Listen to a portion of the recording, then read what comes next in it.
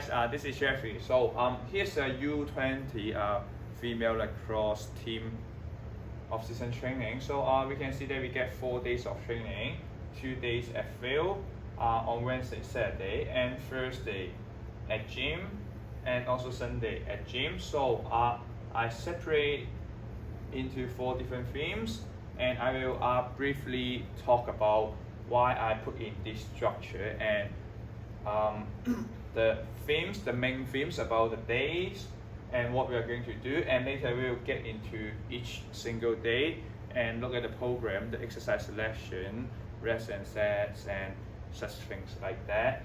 Okay, so for the first day, the Wednesday, okay, I want the players run fast, and also they need to like accelerate and decelerate to dodge the defense. All right, so I want they train for the linear speed, straight line, and very sharp cutting. So we have to train both linear speed and change of direction. Okay, so afterwards we move to the next day. Even though off season, basically we want to gain the strength muscle, but I love to put some explosive stuff for my players to make them run faster, okay, and like have a more powerful shoot and throw. And we move to Saturday, also at the field. Beside the players, the lacrosse player run in straight line or like short cutting, but sometimes they need to adjust the angle, or like they go behind the goal, the net. They have to like run in curved linear, so they have to like run like in a half circle, or to get a better angle, maybe passing the ball, maybe shoot the ball, maybe defense. Okay, so we also need the curved linear speed for them to like become more all-round player. And then at the Sunday, nothing special, just like it's already at the end of the week, so we get some burn. We need to like do more on strength, hypertrophy stuff, and more muscles, and for the injury prevention, and also movement development. Okay, so here's a brief 4-day training program, and I will get into the Wednesday first. All right, so here's the Wednesday field session for the speed training. As mentioned before, we need to have a dynamic warm-up, right? But I get into 2 parts. The first part is dynamic stretching. Okay, stretch with movement, not holding in its position for 30 seconds, because I want to keep the players, their muscles, I want to keep the muscle elasticity. Okay, and so nothing crazy. We for the warm-up, every single exercise we do with maybe 6 reps, 8 reps, and around if some movement, maybe we do 10 seconds. Okay, for the parametric stuff. So because I don't want they to do too much for the warm-up, just good enough to play or to practice is really good for them. And so after the stretching, get the muscle stretched up, and we need to like speed up a little bit, but with like a medium tempo. Maybe they need to do some sprinting, couping, so ankle stiffness stuff, and like both leg jump, single leg jump, and some sprinting for maybe 10 to 20 meters only, but with 50% to 70% of their effort. Nothing crazy. And then, but mainly for the linear speed, I really like to do with some superset. I mean like speed hurdle first, and then go with some running. So for the selection, I do with lateral in and out, and which focus on the coordination and the knees and feet angles and the pelvis balance. And after they like practice, or like they warm up and prime their movement, they can go into a like full work. They go with a lateral shuffle to sprint, which is very effective to train up their acceleration and deceleration, how they stop and the techniques. And like we go with around 4 rounds, and for each round they need to line up kill again. So around 1 minute of warm up, 1 minute of rest. So the rest ratio is around 1:5, because I want the sprint is super quick, but not that long, because I think the speed training is before the game practice. For the game practice, they already need to run a lot. So I don't want them run in very long distance, but just like accelerate from 0 to 100, quick, boom, then it's good. And then for the part B, we got some zigzag in and out. So besides they just like moving from A to B, they need to like moving in like a snake, okay, like a zigzag, get close to the goal, to the net. So they have to like just change up the angle of change of direction. Okay, so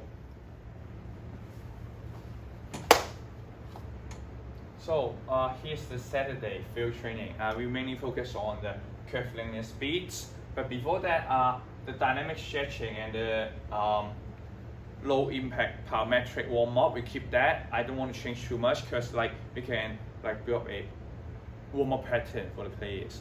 If like they're going to play, they don't need to think about what they should do, just follow like a normal practice. Okay, so but I want to talk about the selection. We go for the snake run. So like here, I need to go like a snake run. So because like when they're running in curve, so what's the benefit or the advantage of running in curve? The players no need to stop. So if they need to attack or passing the ball, but still need to dodge the defense, the push, the stick, they have to keep running. Meanwhile, they have to turn. So if they like just do like a straight line change of direction, they stop and they will like they have a moment that is not moving. So if they keep moving, they can pass.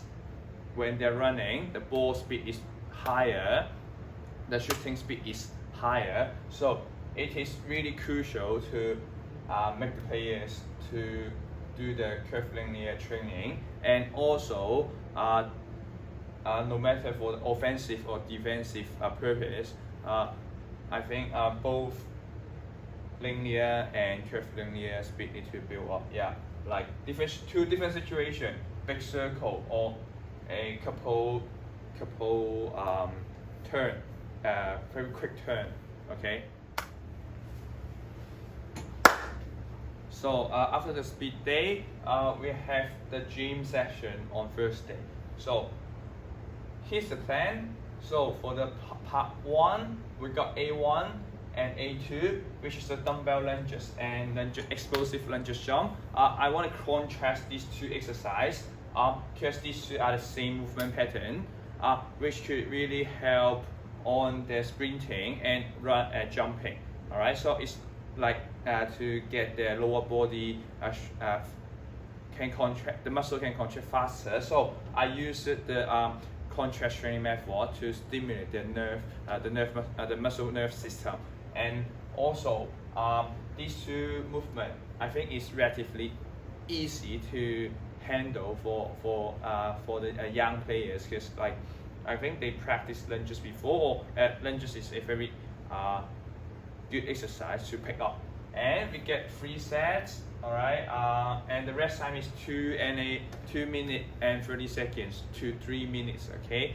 Because I want the ATP PC system they fully recovered for the next round. Because on here, I want to do some explosive stuff, so I will push them to jump as high as they can for the lunges jump. And for the tempo, nothing special for the dumbbell lunges. Just go with 1 second concentrate, hold for 1 second at the bottom, and get up as fast as they can. Yeah, and we got 12. Like I don't want them to carry super heavy stuff. After 12, they still can able to move, but why I want to superset these two, because I want my players can jump and run fast after like the muscle is under fatigue. So because like we still need to run even they are tired, right? Even the players are tired, right? And then so for the part A, A1, A2 is for vertical and horizontal stuff, and for the part B1, B2 is more on lateral stuff. So same concept, we get lateral lunges here and we get lateral push-off. Just make them good at change of direction, moving laterally, and also to generate the speed, generate the force from the ground to the body. Alright, so it's more focused on the force generation for today's training. And for the part C, we got the core, so really a lot of rotation and core strength and explosiveness and the movement technique to get a better flow and transfer the energy from lower body to core. A strong trunk is very important, and to the upper body to throw the ball, to throw or do the passing or shooting. So here we got a mat ball toss, throw the mat ball to the wall. I don't want to like make super quick 5 reps, just they have to do each single one to put their maximum effort here, okay? And also 30 seconds for the Russian twist, just some general strength stuff, but the movement pattern are really very similar. It's rotation, and also 3 sets. The rest time is around 2 let me check, it's around 2 to 3, yeah, 2 minutes and 30 seconds to 3 minutes, yeah, same, because I want the first one explosive, okay? And for the final part is the general upper body strength and some hand grip stuff. So we got some chin up, and I write down it's a assisted chin up. They can get some help from the resistance band and maybe give a push from the teammates. And also we got 3 exercises here in a strip in a row, and knee push up, just kind of a push pull movement for the relative strength. And also single side forward walk is just like so it is a hand grip exercise and also a core exercise to get their QL muscle strong and let their pelvis really strong, and they can keep their pelvis balance on during the running and through the rotation. And yeah, I think it is very good exercise for the young player, and very easy to handle, because you just holding a thing and heavy thing and walk slowly.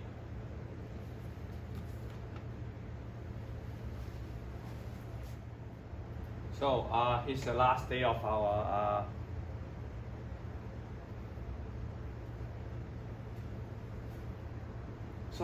here's the last day of our weekly training. So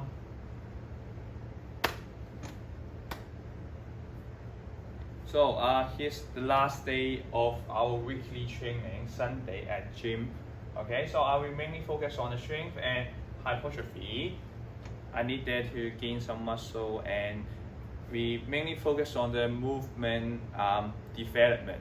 They have to learn the technique of squat, RDL, maybe some hip hinge stuff, and also we have some injury prevention inside there. So for the first exercise, we get the knee bended goblet squat, because I don't want them to do a really heavy barbell squat at first, because I'm not sure how good they are or the training experience. So dumbbell goblet squat is absolutely a more friendly exercise, a squat variations for beginners, gym beginners. And the resistance band, and I will put the resistance band on their knees and just let them to prevent the knee internal rotation situation, to get away from the pain. And so we go with 4 sets, 12 reps, very classic or very classic hypertrophy stuff. And rest time 1 minute 30 seconds. Really makes sense for the muscle building and strength building. And we get some dumbbell RDL for the B1, and For the B2, we get some single leg box squat. Cause, but I will not do a really low squat. Maybe a quarter squat of a single leg quarter squat is really good, because I just want the sitting down, getting up, but still keep their feet, keep the heel,腳弓, to avoid kind of the knee internal rotation, or the pelvis get to another side. I want to keep in good balance. And why I put these two together, because maybe on the team we get maybe 10, 12 or 20 players train together. Maybe not enough of dumbbell, and for better management, some people on the station 1 and some people on the station 2 a better management, but both are really good lower body exercise. Single leg squat, the goods for the quads, the muscle around the knees, and the RDL, the hamstring focus. And then I think we don't get into the barbell maybe at the first month, but we try to use dumb barbell later on to get more heavy weight, because dumbbell, if they cannot grip, they can just leave on the ground and throw next, but just not throw to another one. And for the kettlebell swing, I just want them, why I put kettlebell swing here, this one is eccentric focus, this one is more on the bottom. I will ask them to hold at the bottom for 3 seconds. So here's the tempo, 1, 3, 0, at the bottom they have to hold for 3 seconds. So this one, isometric hold at the bottom for the posture checking, and the eccentric stuff, RDL, the ability to absorb and decelerate, absorb the force downward. And for the third part, I want them to more on contraction, generate force from the hip hinge. The posterior chain works together. So we got a kettlebell swing, and not crazy. We go with 30 seconds, because more you can say it's kind of mixed the movement pattern and the conditioning, because it's I want they keep it moving to try check endurance. And also isometric good reach for 20 seconds, 30 seconds for the kettlebell swing, and after work for 2 minutes, because I don't want them to really tight, because if they get for the beginner, they really lost their focus on their movement, they may get hurt. So longer rest time for all those are compound movements, so I don't want them to get hurt. So but I put a isometric stuff or a easy exercise for the B2 or C2, because after they are too tired, they still have the ability, or they have lower risk to get hurt from the isometric hold stuff. Okay, for the last part, we get some upper body strength, but both two, we get into the isometric phase. For the 30 seconds of weighted push-up hold, I will put maybe some weights, maybe a plant, 5 kg plant, on their back, holding for 30 seconds, core strength, shoulder strength, arm strength, trying their upper body, and also for chin up. And I want them try to hold as long as they can, as they can. More hand grip, some bicep stuff, and some back stuff. And that's my plan. Thank you for watching.